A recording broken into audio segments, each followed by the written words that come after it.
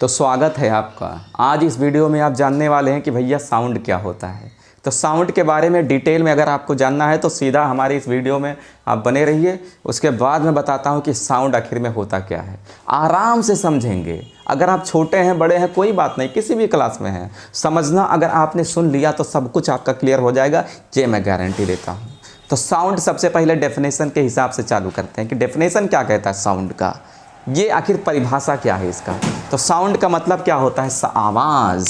सबसे पहले मैं बताता हूँ साउंड का मतलब ही होता है आवाज़। आवाज़ के बारे में जानो भैया। आवाज़ तो आप डेली निकालते हो, मैं बोल रहा हूँ ये भी मेरा आवाज़ है। जब कोई भी चीज़ टकराता है तो वहाँ से भी आवाज़ निकलता है। जब आप गिटार बजाते हो तो वहाँ से भी आवाज़ निकलता है। तो आइए बताता हूँ। तो साउंड आवाज़, और इसको कहें हम ध्वनि भी कह सकते हैं। ध्वनि, चलो भैया ध्वनि के बारे में समझते हैं। तो डेफिनेशन क्या कहता है, परिभाषा क्या कहता है, ध्यान से सुनिए। डेफिनेशन कहता है sound is a form of energy. अब भाई ये क्या है, ये भी एनर्जी है सर। हाँ बिल्कुल एनर्जी है। काहे भैया परेशान हो रहे हो, आराम से बताता हूँ, टेंशन मत लीजिए।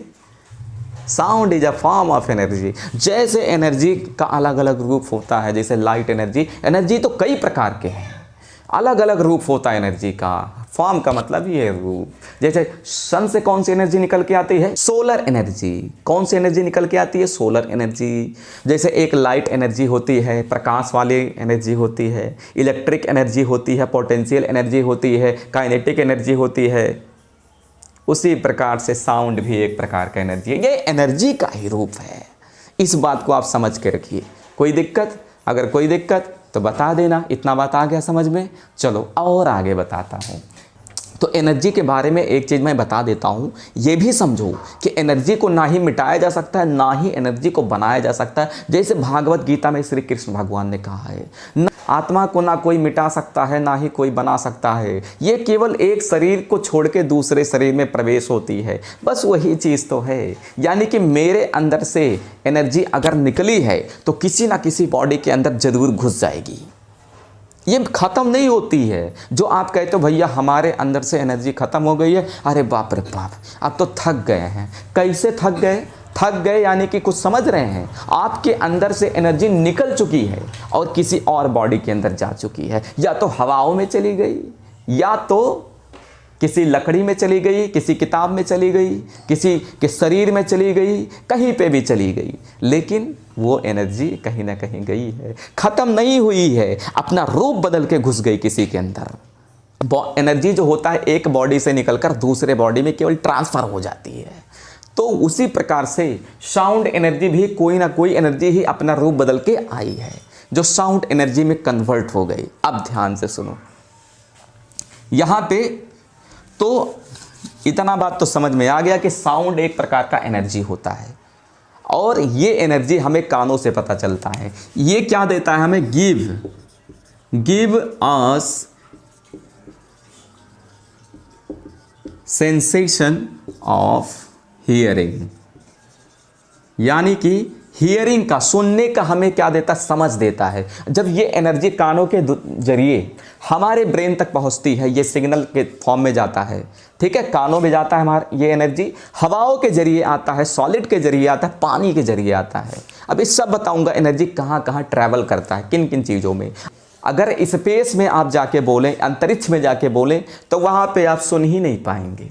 चाहे जितना चिल्लाओ, कोई चिल्लाए, किसी के ऊपर पत्थर गिर जाए, बेचारा ऐसे चिल्लाते रहेगा, आवाज़ ये नहीं जाएगा। तुम्हारे बगल में कोई चिल्लाएगा, नहीं जाएगा आवाज़। क्यों नहीं जाएगा, सारा कन्फ्यूजन आपका दूर होगा। केवल ध्यान से सुनिए। अब आपको बताता हूँ कि ये साउंड आखिर निकलेगा कैसे, कैसे निकाले साउंड। तो देखो कैसे निकलता है साउंड। ये साउंड एनर्जी तभी निकलेगा जब कोई भी बॉडी वाइब्रेट करे, थर थर थर थर ऐसे कांपे, तब जाके साउंड उत्पन्न होगा। साउंड एनर्जी वहीं से निकलती है। तो कैसे भैया, due to vibration of a body. इस बात को याद रखिए, जब कोई भी बॉडी वाइब्रेट करेगी तब एनर्जी निकलेगी, साउंड एनर्जी। जैसे मान लीजिए आप गिटार बजाते हैं, तो गिटार जब बजाएंगे तो वहाँ पे जो स्ट्रिंग होता है, जो वायर होता है उसमें, उसको आप हिलाएंगे, तब वहाँ से वो क्या करता है, ऐसे आगे पीछे होता है, आगे पीछे। तो वाइब्रेशन भी समझा देता हूँ, नहीं तो बकलोल सब समझेंगे कि वाइब्रेशन सर बताइए नहीं किए और बता रहे हैं वाइब्रेट होगा कोई भी चीज़, तो वहाँ पे एनर्जी निकलता है, साउंड एनर्जी निकलता है। तो चलो वाइब्रेशन भी बता देता हूँ। तो वाइब्रेशन क्या होता है इसको आप आराम से समझो। Vibration to and fro motion, to and fro motion जब भी कोई बॉडी करेगा तो वहाँ पे उसी चीज़ को वाइब्रेशन कहते हैं। ये एक प्रकार का ऑसिलेटरी मोशन भी होता है।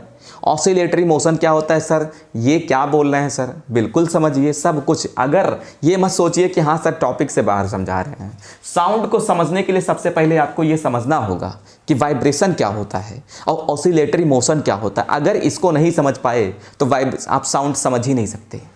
तो इस बात को आप समझिए पहले।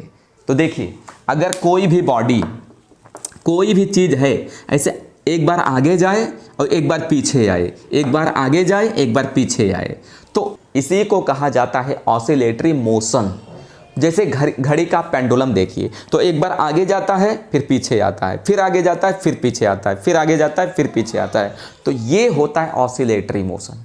अब देखिए, अगर कोई भी चीज़ है आगे पीछे तो जा रहा है, बट वो बहुत ही स्पीड से हो रहा है आगे पीछे, बड़ा स्पीड से एकदम धड़ाधड़ आगे पीछे जा रहा है, तो उसको कहा जाता है वाइब्रेशन। तो एक प्रकार का देखा जाए तो वाइब्रेशन ऑसिलेटरी मोशन ही है, लेकिन इसमें गति बड़ी तेज होती है।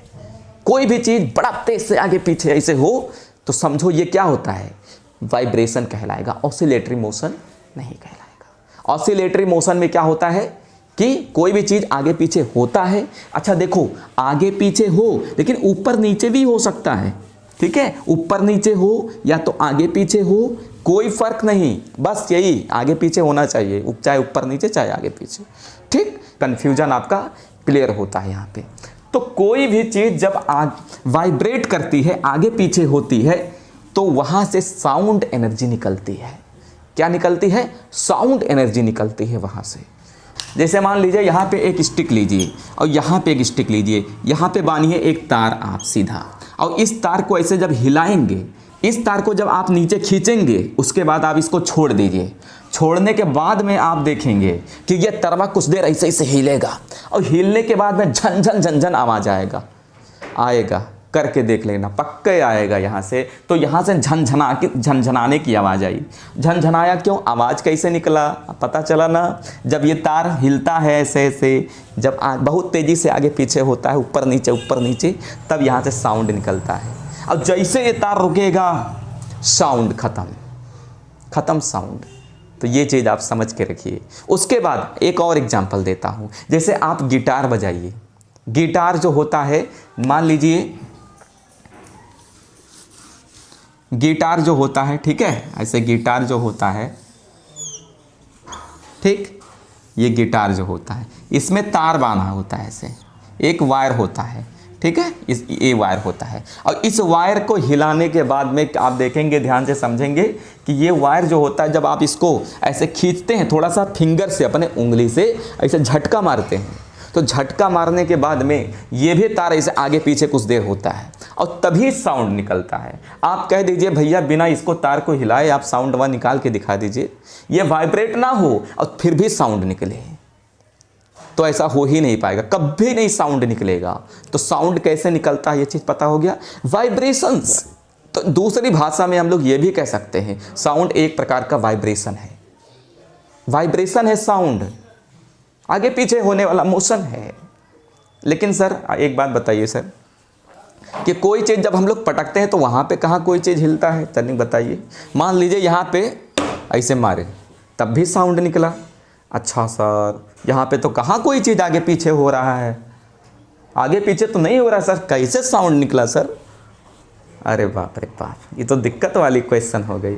लेकिन अब इसको समझने के लिए आपको मॉलिक्यूल वाले स्टेज में जाना होगा।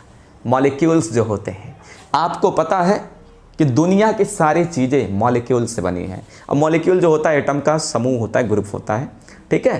तो एक शॉर्ट एग्जांपल से समझाता हूँ। जैसे मान लीजिए आपका जो दीवार होता है ये छोटे छोटे ईंटों से मिलकर बना होता है। दूर से देखिए तो वो दिखाई नहीं देता है ईंटा, लेकिन आप उसको पास से जाके देखिए तो वहाँ पे आपको दिखाई देगा, अरे बाप रे बाप, इतना बड़ा दीवार, ये तो पूरा ईंटों से मिलकर बना हुआ है।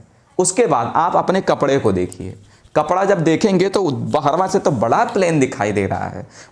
उसके बाद में तनिक पास से आके इसको देखिए तो आपको पता चलेगा, अरे भाई ये तो धागे से मिलकर बना हुआ है, धागे से मिलकर बना हुआ है। इस चीज़ को आप हमेशा याद रखिए, धागे से मिलकर बना हुआ है। तो ये धागा उसी प्रकार से जैसे दीवार ईंट से बना है, ये कपड़ा आपके धागे से बना है, लेकिन पता नहीं चल रहा, इतना छोटा है। उसी हिसाब से धागा वागा दुनिया की सारी चीज़ें, हवा से लेकर पानी तक, ईंटा पत्थर ज़मीन, यहाँ तक हम लोग भी सारी की सारी बहुत छोटे छोटे मॉलिक्यूल से बनी होती हैं। आपस में चिपक चिपक के इन लोग बनाते हैं।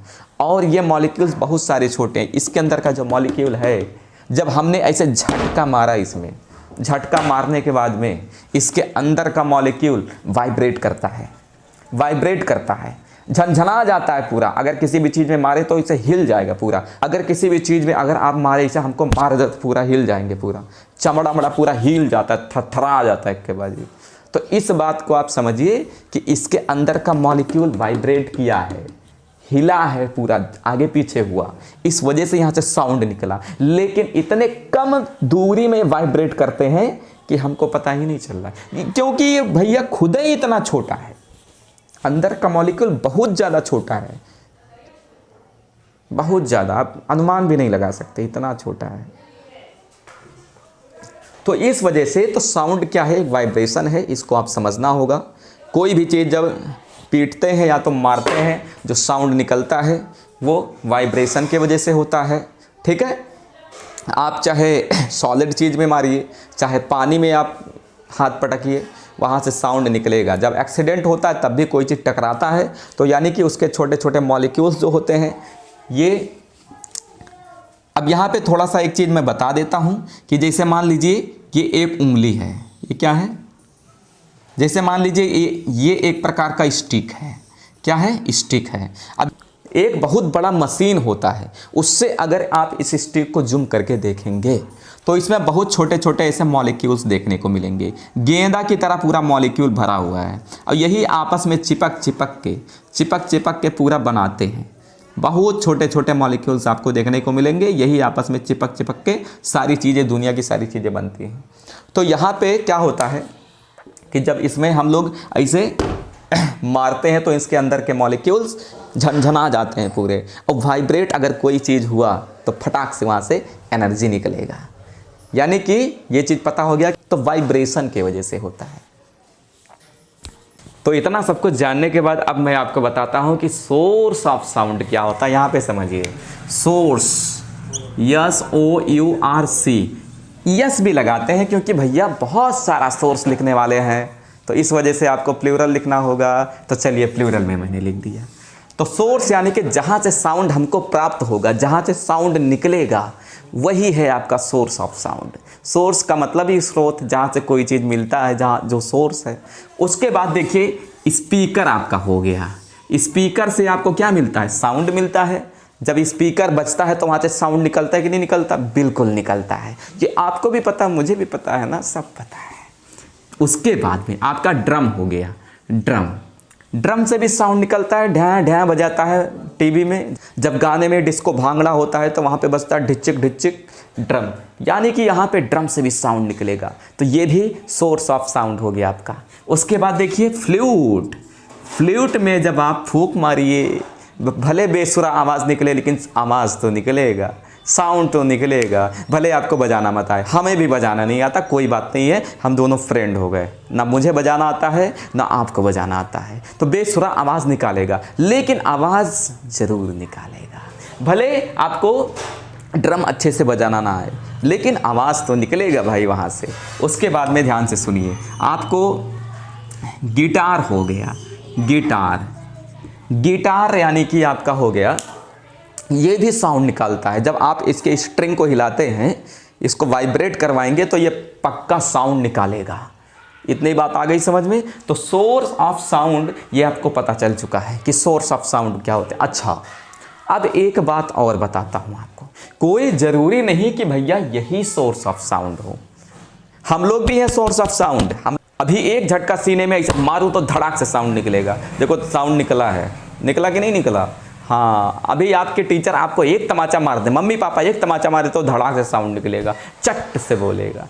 तो यानी कि हम लोग भी सोर्स ऑफ साउंड हैं। तो कोई ज़रूरी नहीं कि भैया यही सोर्स ऑफ साउंड होते हैं। भैया अरे ये बड़ा मीठा मीठा इन लोग आवाज़ निकालते हैं तो इन लोग सम्मान दे दिए, बेटा चलो चलो स्पीकर दादू, ड्रम दादू, फ्लूट, गिटार, तो इन लोग को थोड़ा सम्मान दे दिए। बहुत बेचारे साउंड निकालते हैं, हर कोई इनका इस्तेमाल करता है, हमारे दिमाग को बड़ा फ्रेश करते हैं, इसलिए चलो सम्मान दे दिए हैं।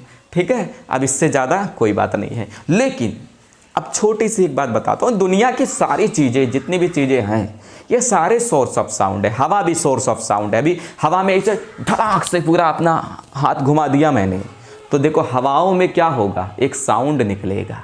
तो हवाओं से, तो यानी कि हवा भी सोर्स ऑफ साउंड है, हवा से भी साउंड निकलता है।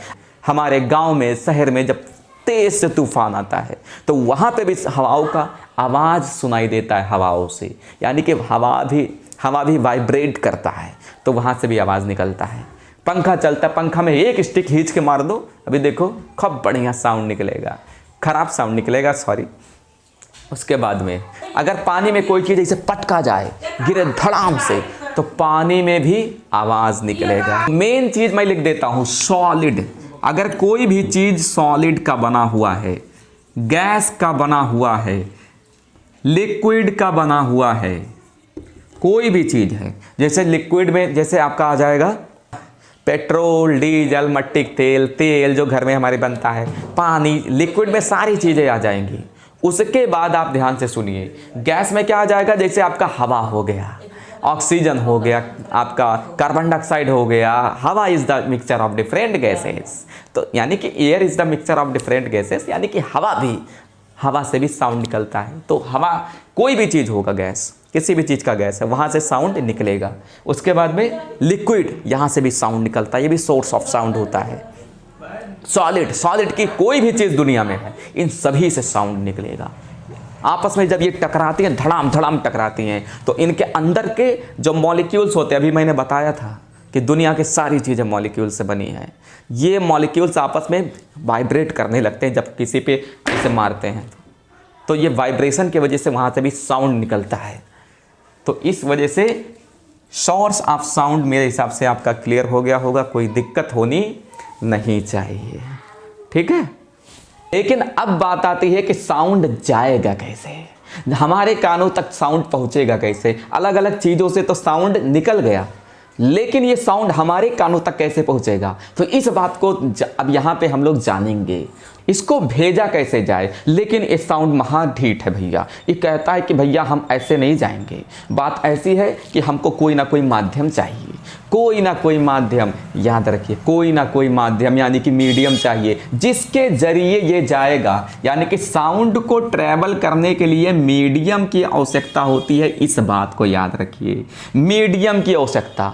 बिना किसी के मदद से साउंड नहीं जा सकता। जैसे पानी आपके घर में आता है पाइप के जरिए आपके घर में पानी आता है टंकी का। जैसे इंटरनेट को आने के लिए वायर की आवश्यकता होती है आपके घरों में, जिसके मदद से आप मेरा वीडियो देख रहे हैं। तो इस बात को आप समझ के रखिए कि इन जैसे ट्रक को सामान ले जाने के लिए सड़क की आवश्यकता होती है, उसी हिसाब से साउंड को भी एक जगह से दूसरी जगह जाने के लिए किसी ना किसी मीडियम की आवश्यकता होती है। तो सर बताइए सर क्या है, कौन सा मीडियम है सर, बता दीजिए सर प्लीज़ सर। अच्छा मैं बता देता हूँ, काहे परेशान हो। तो वो मीडियम होता है सॉलिड। क्या होता है? सॉलिड, लिक्विड, उसके बाद में होता है गैस। तीन चीज़ें, ये बहुत इंपॉर्टेंट है, इसको हमेशा याद रखिए। तीन चीज़ें हैं। अगर कोई पूछे भैया साउंड कितनी चीज़ों में ट्रैवल कर सकता है, तो सीधा बताओ, धड़ाक से बताओ, सॉलिड, लिक्विड, गैस। इन्हीं चीज़ें हैं, तीन के सिवा कोई दुनिया में ऐसा नहीं है। अच्छा बताओ, मैटर तीन ही प्रकार का ही होता है, या तो सॉलिड रहेगा, या तो लिक्विड रहेगा, या तो गैस रहेगा। तो इन्हीं 3 चीज़ों के थ्रू साउंड ट्रैवल करता है एक जगह से दूसरी जगह। अच्छा एक बात बताना, अगर इन 3 चीज़ों को मैंने हटा दिया तो क्या साउंड ट्रैवल कर पाएगा? भैया चाहे जितना धड़ाम धड़ाम मारो, कोई भी चीज़ लड़ेगा, टकराएगा, बाजा ढिच्चिक ढिच्चिक बजाओ, साउंड जैबे नहीं करेगा, एक जगह से दूसरी जगह तक ये पहुंचेगा ही नहीं। अगर ये ना हो तो कोई आई समस्या? तो अब देखते हैं कैसे ट्रैवल करेगा। ये ट्रैवल कैसे करेगा, ध्यान से सुनना। तो सबसे पहले हम गैस की बात करेंगे। गैस में किस तरीके से साउंड ट्रैवल करता है। जब कोई भी चीज़ वाइब्रेट करता है, अभी मैंने पीछे बताया था कि वाइब्रेशन होता है जब बहुत तेज़ी से कोई चीज़ आगे पीछे होता है, तो वहाँ पे साउंड उत्पन्न होता है, साउंड प्रोड्यूस होता है, साउंड एनर्जी प्रोड्यूस होती है। अब बताता हूँ ये जाएगा कैसे। तो गैस यहाँ पे देखिए, तो सबसे पहले गैस की मदद से बताता हूँ। सबसे पहले मैंने बताया था अभी कि दुनिया की सारी चीज़ें बनी हुई हैं किससे? मॉलिक्यूल से। तो ये छोटे छोटे गैस के मॉलिक्यूल्स हैं। यहाँ पे देखो, गैस में वैसे जो मॉलिक्यूल्स होते हैं बड़े ही डिस्टेंस पे होते हैं, बहुत लंबी लंबी इनके अंदर दूरी होती है। हालांकि हमारे हिसाब से उतनी ज़्यादा गैपिंग नहीं होती है, लेकिन मॉलिक्यूल स्टेज में अगर देखें तो सॉलिड के मुकाबले, सॉलिड से अगर तुलना करें तो गैस के मॉलिक्यूल्स के अंदर थोड़ा ज़्यादा गैप होता है, इसीलिए कंप्रेस होता है, हचाक दबता है खाली गैपिंग होने की वजह से। तो देखिए सबसे पहले ये पूरा समझो, यहाँ से लेकर यहाँ तक मैंने हमारे आसपास पूरा हवा ही हवा भरा हुआ है। इस बात को याद रखिए, आपको भी पता है कि हमारे चारों ओर हवा भरा हुआ है, ज़मीन के ऊपर जो भी है। अब यहाँ पे देखिए, इसी गैस के अंदर छोटे छोटे मॉलिक्यूल्स होते हैं। क्या होते हैं? मॉलिक्यूल्स होते हैं। इस बात को हमेशा याद रखिए।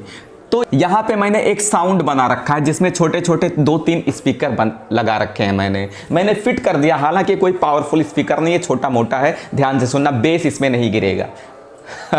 बेस इसमें नहीं गिरेगा, तो बेस भी लेकिन मैं ज़बरदस्ती अभी गिराऊंगा, परेशान मत होइए। तो देखिए, आपने कभी कभी ध्यान दिया होगा कि भैया जब स्पीकर बजता है, तो आप शायद ध्यान दिए कि नहीं दिए, लेकिन अगली बार जब स्पीकर बजेगा तो उसमें थोड़ा सा साउंड को बहुत करीब से देखना। तो देखेंगे आप, तो ये जो स्पीकर होता है, स्पीकर ऐसे आगे पीछे होता है, बहुत तेज़ी से धड़ धड़ धड़ आगे पीछे होता है।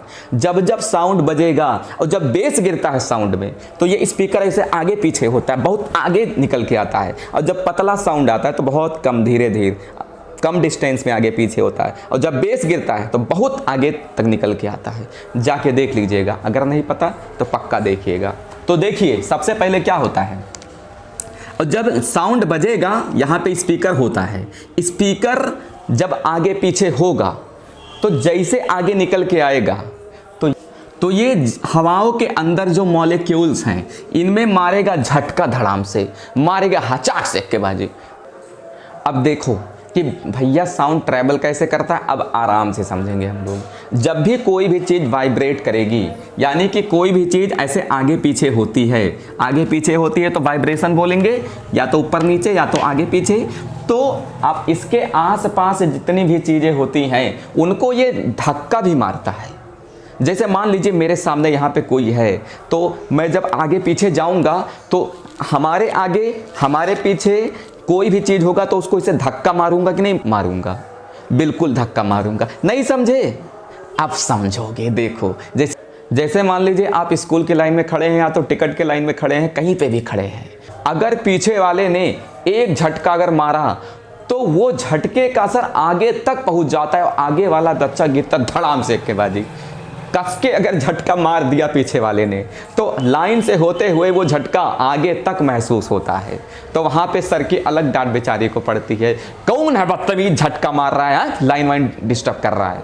सर हम नहीं डिस्टर्ब कर रहे हैं सर, वो पीछे वाला कोई झटका मार रहा है, ढकेल रहा है सर, इसलिए हम भी गिर पड़े धड़ाम से, आपके चरणों में आशीर्वाद दीजिए सर।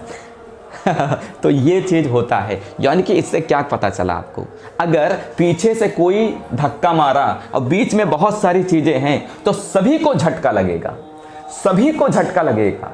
तो जहाँ तक वो चीज़ रहेगा, हालांकि कुछ दूर पे वो जाके ख़त्म हो जाता है, धीरे धीरे काइनेटिक एनर्जी ख़त्म होती जाती है। जैसे बॉल ढूर अगर फेंक दिए तो धीरे धीरे आगे तक जाएगी, लेकिन एक समय ऐसा आएगा जहाँ पे वो रुक जाती है, क्योंकि काइनेटिक एनर्जी रिलीज होती रहती है वहाँ से।